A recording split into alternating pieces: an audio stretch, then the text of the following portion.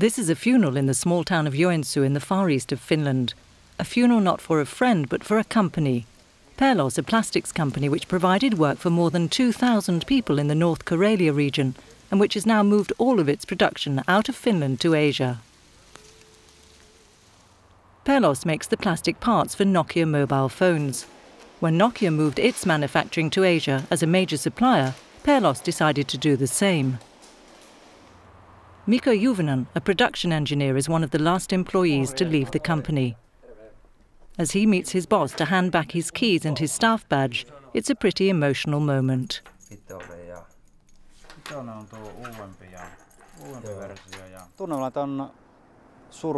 I feel sad.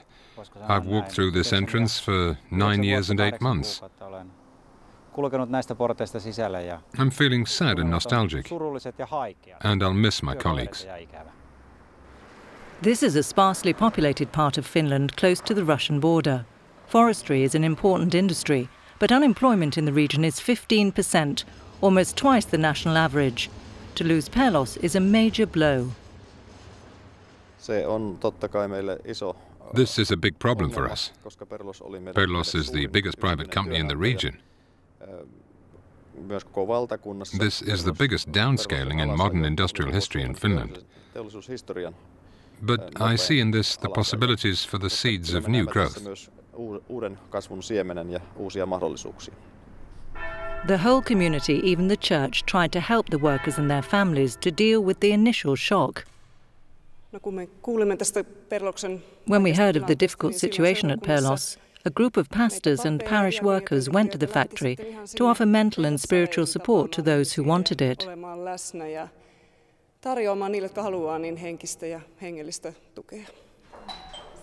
Meanwhile, the employment services put a crisis plan into action. There were fears that the mainly young workers would simply leave the area. A survey was made of all other local companies for possible jobs. A marketing campaign launched to attract new businesses. Special vocational advice and training was made available to all the redundant workers. Mika has already decided to move into the expanding field of biofuels and has begun a course in environmental technology. For the future, I have a very positive approach. I found a profession where I can make a good living for me and my family. To help finance this crisis package, an application was made for €2 million from a new EU fund, the European Globalisation Adjustment Fund. The EU's so-called Lisbon strategy states that more open trade is good for growth and employment, but it accepts that in the short term jobs can be lost. The Globalisation Fund is a sort of economic shock absorber. Globalization exists. It's a reality. In general, globalization is a good thing. But it also sometimes has consequences, which are very hard for people.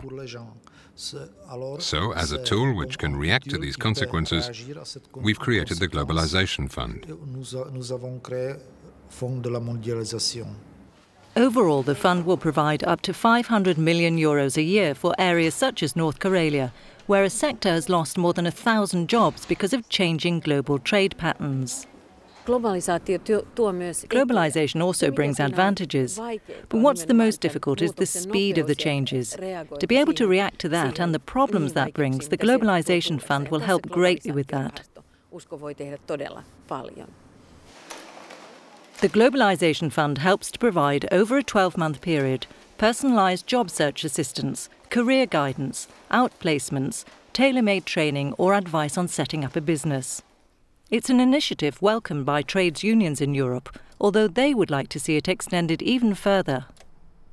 We think this fund should apply to all workers who've been victims of restructuring or relocation, not just outside the Union, but also inside the Union. The current number of workers who can access this fund is only 1 worker in 10.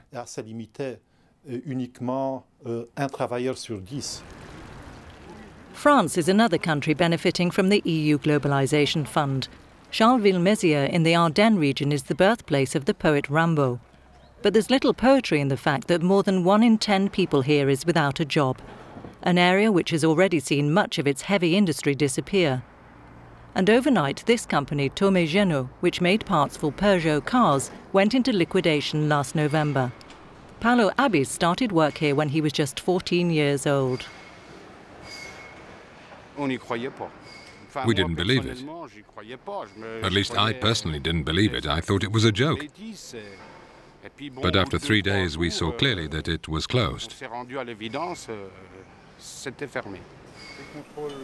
Delphine Sataban was also among the 290 people who lost their jobs. It was difficult, the fact that we never imagined that when we left on Friday evening, our office wouldn't be there on Monday. The fact we learnt about it in the newspapers, that didn't help things at all.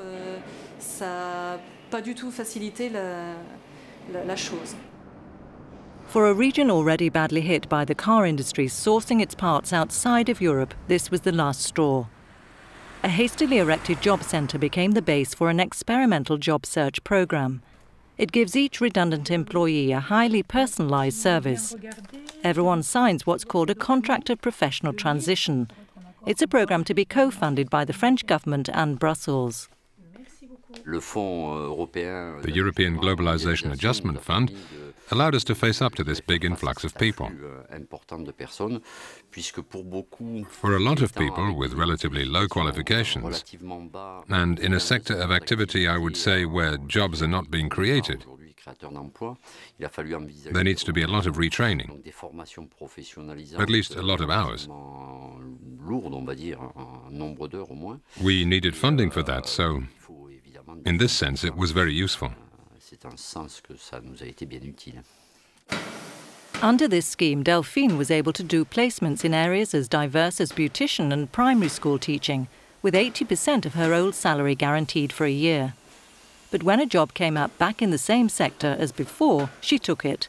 She says to have been given so much support along the way took the heat out of the situation. The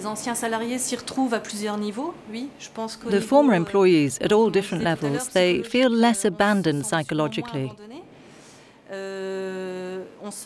We feel enormous solidarity from the contract of professional transition, which of course we all signed up to. And on the other hand, also financially, it allowed us to feel less held to ransom by our household expenses.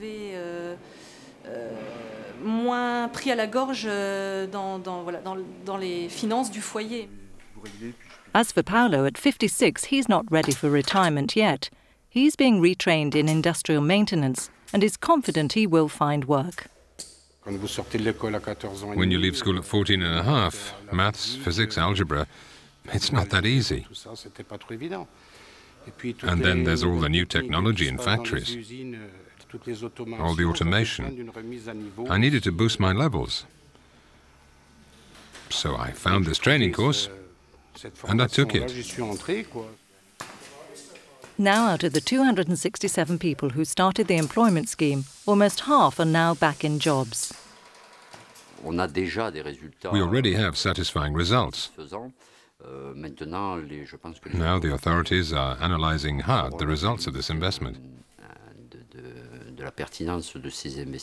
Certainly there are people in work who thought they'd never find work again, and who today are already in work. Back in Finland, some new companies have moved into the area. Of the 2,200 Perlos workers, there are now just 650 registered unemployed, and the Globalisation Fund will be used to help find them jobs.